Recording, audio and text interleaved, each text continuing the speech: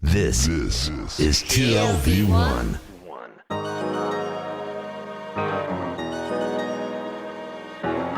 The Tel Aviv Review. Hello and welcome to the Tel Aviv Review, a program dedicated to the word, to the thought and to debate. I'm your host, Gilad Halpern, and every week I'll be engaging in close encounters of the intellectual kind with scholars, researchers, writers, or simply people who have done something to make our lives a tad more interesting. I'm now joined here by Nachum Shiloh, who's about to complete his PhD at Tel Aviv University's Department of History. His research focuses on the history of Saudi elites in the first half of the 20th century. In our mine at least, Saudi Arabia, even today, has been an ultra-conservative, almost medieval society with a clear hierarchy and a coercive leadership, but it turns out that it's not exactly the case. Hello, Nachum, and welcome to the Tel Aviv Review. Hello, good morning. So the starting point of your research is the year 1901. What did Saudi Arabia look like back then? Well, in 1901, there was no Saudi Arabia. Saudi Arabia, as we know it as a kingdom, was established in 1932. In 1901, King Abdulaziz ibn Saud, the first king of Saudi Arabia, began his journey to retake the capital Riyadh from the Ottoman Empire and its proxies. So in 1901, in late 1901, along with several dozens, no more than 70 people, went from Kuwait, where the Saudi family was in exile, to take because they were from Riyadh originally. Yes, to reclaim Riyadh, and they managed to do it in January of 1902. So it was a city-state.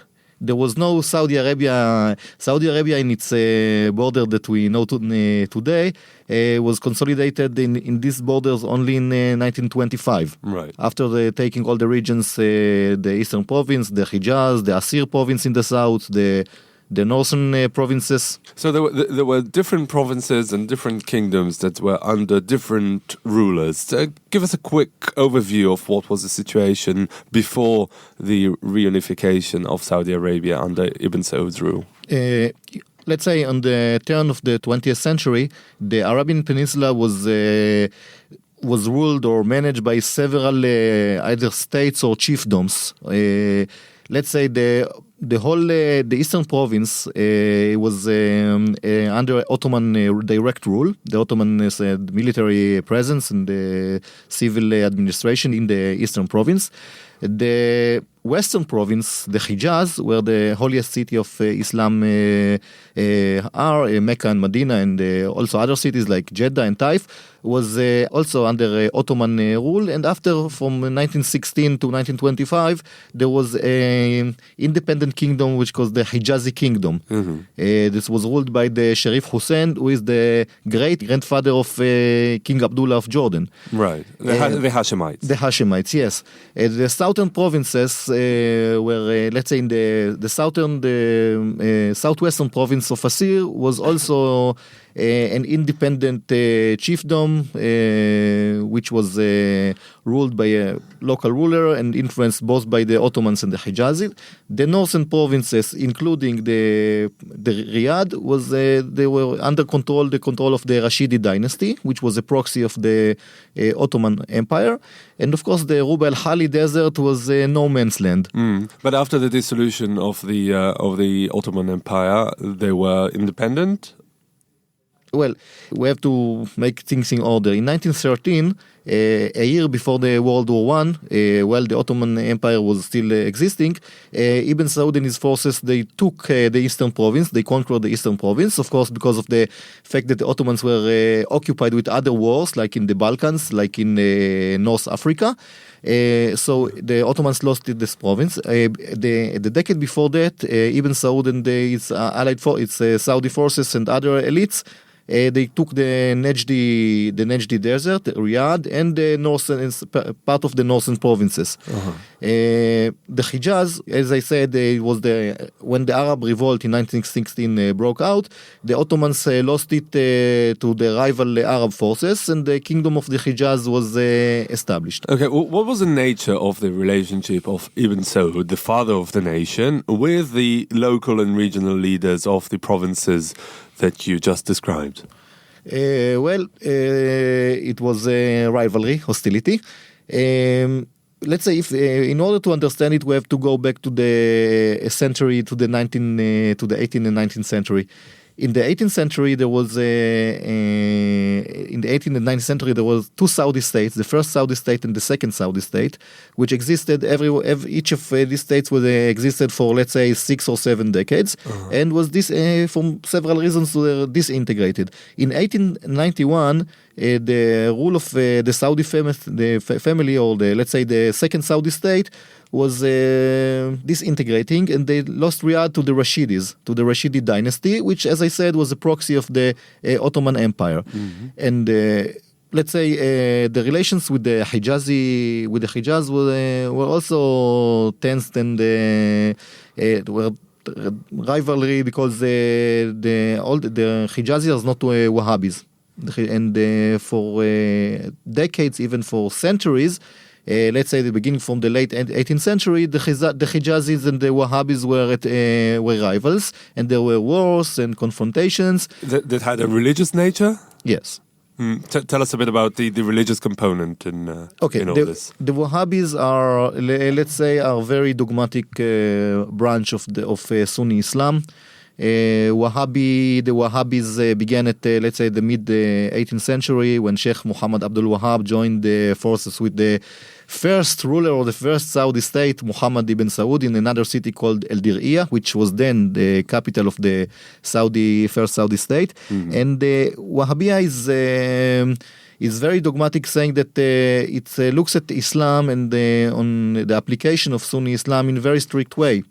It means that it's called oneness. It's called in Arabic Tawhid. Tawhid means that you should worship only Allah and ask for help only from Allah, and you should, let's say, be very strict about religious ceremonies and religious behavior. And there is no leniency. There is no compromise. That is no. Wahhabiyah is very strict, and everybody who violates the rules of this issue should be punished for infidelity, for, let's say, and was Ibn Saud the standard bearer of Wahhabism from the very early stages? Ibn Saud? Yeah. Ibn Saud, yes. But we have to make a distinction. Ibn Saud and the all Saudi families, there was, from the first days of the first Saudi state from the 18th century, there was an alliance, a political religious alliance between the Saud dynasty and between the religious elites led by Muhammad bin Abdul Wahhab from the mid-18th century and his descendants. And this formula of, let's say, in Arabic it's called ulama wa umara, was applied in first and second Saudi state as let's say a Swiss watch. Okay. Very, very accurate. Very, very accurate with several different characteristics between the first and second Saudi state, but there were mainly two elites: ruling elite led by the Saud dynasty, and religious elite led by the religious sheikhs, mainly from the Al al-Sheikh family. The Al al-Sheikh family are the descendants of Sheikh Muhammad bin Abdul Wahhab. For example, let's say in the Hijaz, there were other applications of Sunni Islam, but which were not Wahhabi. There were Maliki, Shafi'i, Ibn Hanafi schools which were applied. So when I'm just trying to move forward here for a second, maybe jump forward. So the history of the elites, the different locuses around the the Saudi government during the phases of its formation that you focus your research on. Tell us a bit about that, about the fact that they, about the plurality of the elites and their relationship with the central government. Okay. But either the political one of Ibn Saud or the religious one, or both. Okay. In my PhD dissertation, I challenged the perception of two elites, religious and ruling elite. After studying the material thoroughly, and I noticed that other elites existed, and there was, let's say, the Saudi state was evolving not as a tango dance between only two elites, but as a mosaic of many elites. I counted, even in the early stages of the Saudi state, let's say in the first decade of the 20th century, first and second decades of the 20th century, I detected no less than 5 elites. And in the decades that follow this period, let's say in the 1920s, 30s, and 40s, there was as many as 15 or 20 elites. Elites and sub-elites. How were they divided? Geographically, or was it according to some sort of social divisions? Both. Both. Let's say from every region in which the Saudi forces took militarily in the first decades, 2 decades of the 20th century, let's say between 1902 and 1925, in every region there were communities, population, and of course elites. In the eastern province, you had the Shia elites. The region is populated mainly by Shia Muslims, and there were Shias and there were Sunnis, which acted, let's say, in favor of the Saudi state. So the Shia elites were alienated by the Saudi states after the retake of after it was conquered. In the Hijazi, there were lots of religious and economic elites, religious elites mainly in Mecca, economic elites mainly in Jeddah. And in the other provinces, in every province that the Saudis entered militarily and took it by force, there were elites. So there were leaders, there were community. And what did they do? Did they take them under their control? Did they find them and eliminated them? Did they deport them? Did they force them out? I mean, I'm particularly interested in the Shiite component here because we all know today about the great rivalry between the Sunnis and the Shiites in the Arab world. And of course, this Sunni camp is led by Saudi Arabia. So was it as present back in, I don't know, 100 years ago? Yes. In 1913, 102 years ago, when the Saudis conquered the eastern province, they alienated the Shia elites. Let's say the golden age of the Shia elites ended when the Ottoman Empire vanished. When the Ottoman Empire was kicked out of this province by the Saudis. Yeah. Let's say the Shia elites suffered from the Saudi occupation because they were considered like second and third class citizen. All the major positions were taken by the guys from Riyadh and by Sunni elites, which were living in the eastern province side by side by the Shia elites. There were even incidents of massacres and harassments of the Shia elites, and many of the let's say leading figures in the Shia elites, they preferred to flee. To go to Bahrain or to go to Iraq, right, to join other Shia communities. Those who were left behind were hunted, were harassed, and in the eastern province, the Saudis alienated the existing elites. It was not the case in the other provinces. On the contrary, in the Hijaz, the Saudis have no other choice but to co-opt the Sunni elites, because they needed the merchants, they needed the religious elites of Mecca and Jeddah, and it was easier. Let's Wahhabiyya. Let's not forget that Wahhabiyya is considering the Shia elites as infidels. If you are a Shia, you are sometimes worse than a Jew or a Christian. Wow, that's terrible. Yes, for the Shias, of course. Sure, of course, yeah. want to go now to another element and perhaps a game changer, and that is, of course, oil. So when it was discovered and became one of the major exports of the Young Kingdom, and it had really far-reaching ramifications. Yes. How did this change the state of affairs that Ibn Saud labored to achieve in his conquests? Well, first of all, for the first time, oil made the Saudi family powerful and rich. Before oil was discovered, let's not forget that oil was discovered in Saudi Arabia. Let's say the first barrel of oil was produced in Saudi Arabia no sooner than 1938. Only in 1938. Before that, the kingdom had to import oil from other sources. That's funny. Yes, that's funny, considering that Saudi Arabia is the second largest producer in the world today. Yeah. It was bypassed by the United States, by the way. Oh, yeah? Yes, in 2014. Oh, okay. Yes. So oil made the Saudi ruling family much more powerful and much more affluent. Let's say if until the late 1930s, the Saudi families was very dependent on other elites, let's say the merchants elite of the Hijaz.